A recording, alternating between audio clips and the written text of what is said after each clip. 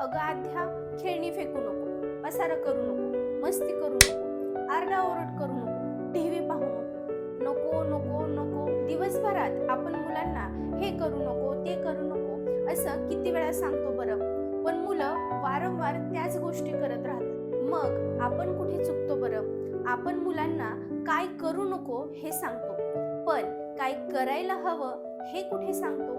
जसं की खेळणी फेकू नको असं जर आपण मुलांना सांगत असाल, तर त्याच ठिकाणी असं सांगितलं की बाळा खेळणी जागच्या जागी व्यवस्थित ठेव, तर त्यांना क्लिअर होईल ना की नेमकं काय करायचं आहे. किंवा मुलं जर जास्त प्रमाणात टीव्ही पाहत असतील, तर त्यांना टीव्ही पाहू नको हे सांगण्यापेक्षा त्यांना ज्या गोष्टी आवडतात त्या गोष्टींमध्ये त्यांना एंगेज करायला चालू करा. मुलांना एखादी गोष्ट करू नको जर असं आपण सांगितलं, तर मुलं तीच गोष्ट वारंवार करणार.